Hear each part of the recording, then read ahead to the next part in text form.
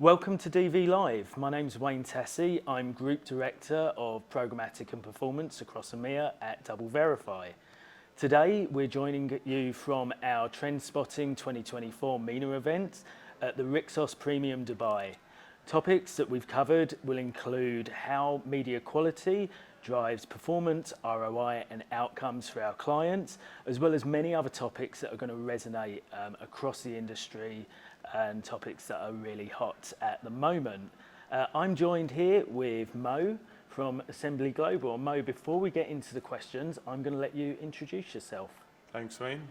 First of all, thank you for having me.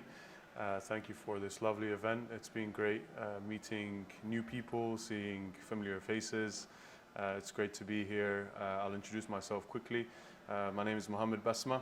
I've been in the marketing industry for around 12 years now. All of that in programmatic.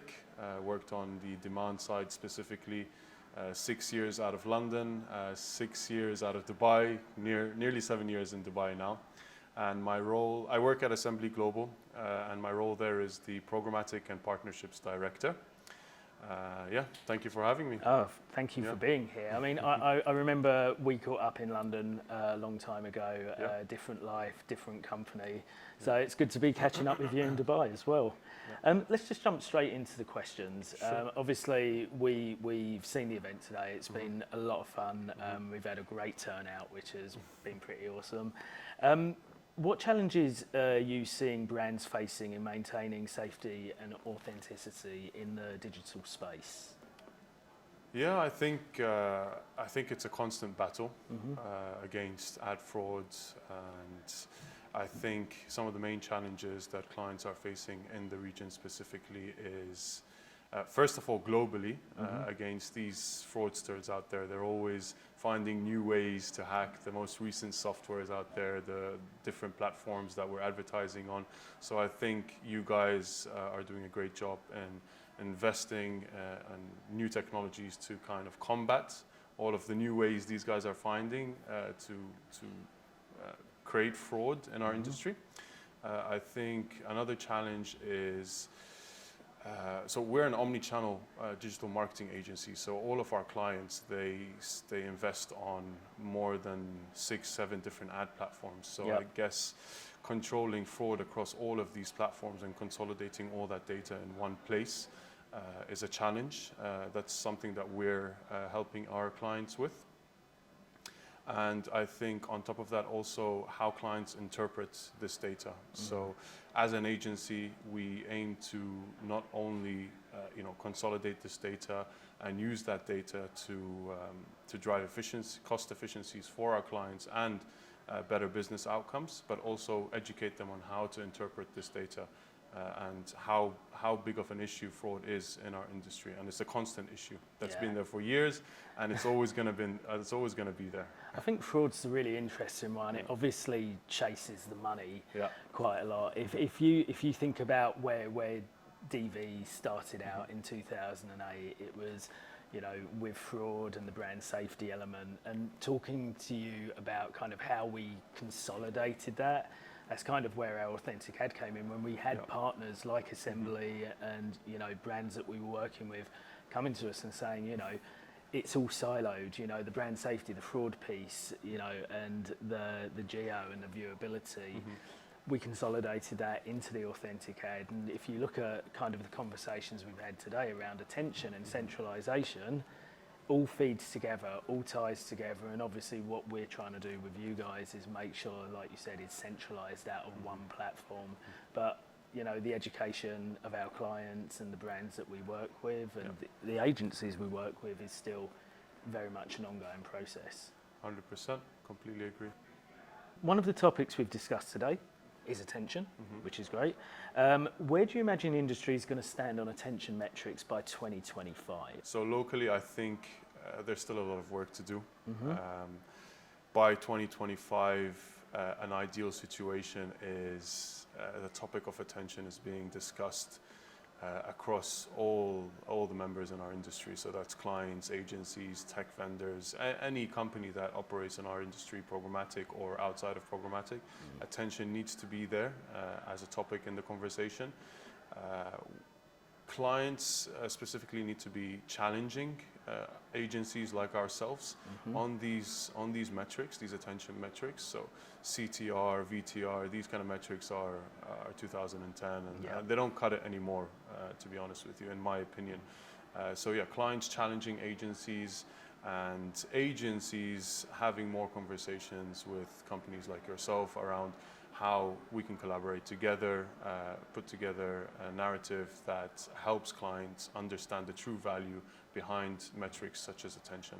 Yeah, it's an interesting one, because I think when we're talking attention, it's at a different point in every single market that we're discussing it with. Some markets have been having the conversation with us for the last few years. Some markets it's just up and coming at the moment. We see, you know, I think the most important thing is, you know, to kind of mirror what you were saying. Some of the metrics that we currently use don't really cut it anymore. But how do we tie attention into that conversation? If you look back to just a year ago, you know, when people were going, yeah, we want to do attention, but what does that mean? What's a defining metric?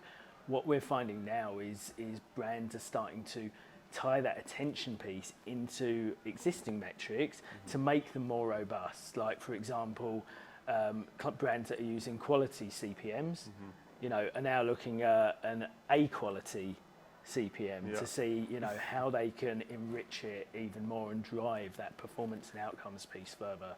So very exciting, and I think, you know, for me, looking at kind of how it's evolved over the last year, I think by 2025 it's going to be a lot more embedded in agency and client strategies. I agree. I think it's going to be part of the conversations. Realistically, I don't think we're going to be at a position or situation by 2025 where clients have set aside budgets for attention and for investing in those things. But I think, yeah, from an education perspective, if everyone does their bits, you guys, agencies, clients, all do their bits, we'll get to a point where hopefully it's top of mind. Hopefully. When it comes to planning, when it comes to weekly reporting on numbers, attention metric is there alongside ROI and CPA.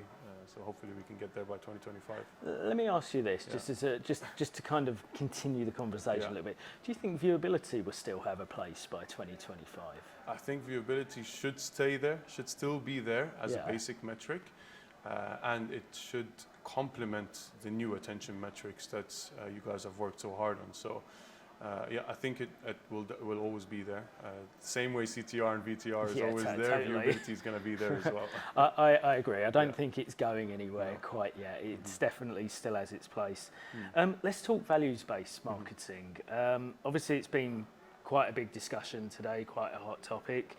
Can you elaborate on kind of the steps you've taken within Assembly to kind of bring values-based marketing into your strategy, and, you know, what matters most to the consumers that you're working with? Yeah, so like I said before during my intro, we're an omni-channel digital marketing agency. I do head up the programmatic team, but I work very closely on a day-to-day basis with all the other teams in Assembly, including our organic team that consults clients on what their organic creative strategy and communication should look like.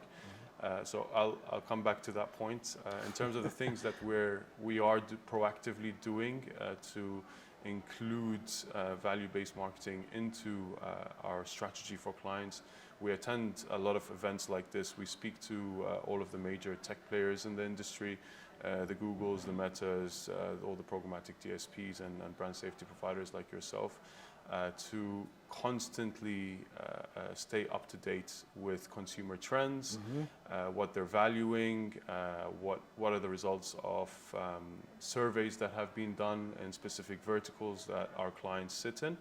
And we then take that information and we incorporate that into our annual and quarterly strategies for our clients. So that's not only from a programmatic perspective and the creatives that we run programmatically, but also from an organic perspective. So all the way from the social organic strategy, from an SEO content perspective. So we apply that strategy across all the channels. Cool, sounds good. Jumping forward, What is your advice for staying agile in an ever-evolving industry, and how does verification play a role in that? Especially programmatic, it changes every single month, every single quarter. There's always a new channel out there that's becoming available to target programmatically. There's always something new happening in some region of the world. So follow the right pages on LinkedIn, read, stay up to date with all of the current trends and insights that magazines like Campaign ME release in every single region. And I think most importantly, continue to have as many conversations as you can with all the different players within the industry and with your clients as well. So doing events like this, networking events, understanding what other people's opinions are on specific matters. This is what keeps me up to date with the latest trends in the industry. Completely. There's just such a plethora of information 100%. That you're expected to read all the time and keep up to date, and you take 2 weeks off and you come back and everything's changed again. I'm going to ask you this question, just because we're both heavily programmatic. Cookies. After the cookie apocalypse, if it ever happens, how's that going to affect programmatic, and is programmatic still going to be around? Okay, so programmatic is definitely not going anywhere.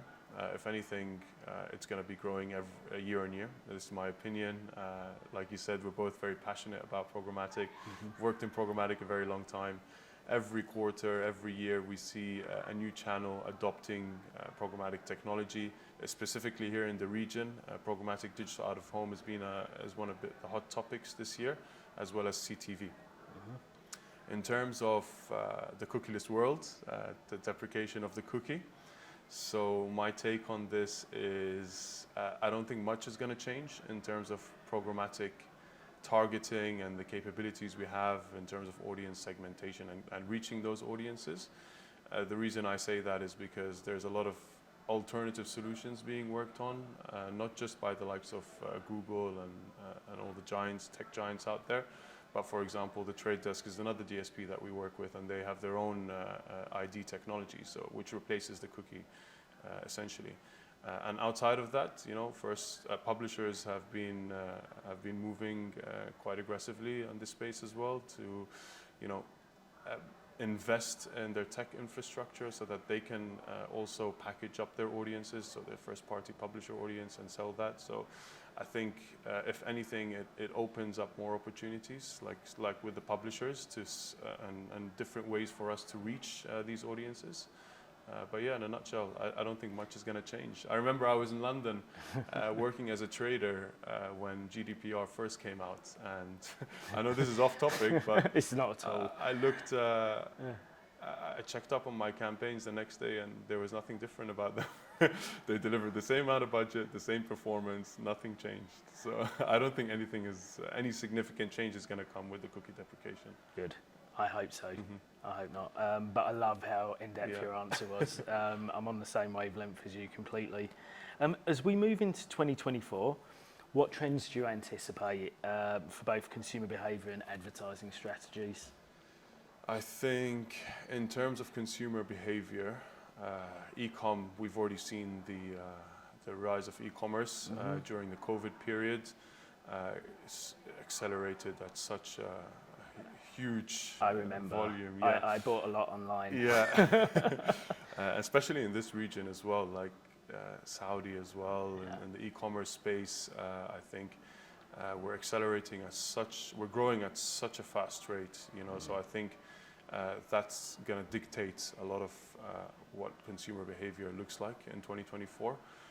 I just want to mention as well, now that we mentioned the Kingdom of Saudi Arabia, about the gaming environment over there and how much they've invested in gaming in Saudi, and how big it is in the region for us here. So I think in terms of consumer behavior, there's going to be a lot more interest in gaming and a lot higher reach across these audiences on gaming platforms, where audiences are usually a lot more engaged with the content on these gaming platforms compared to other content.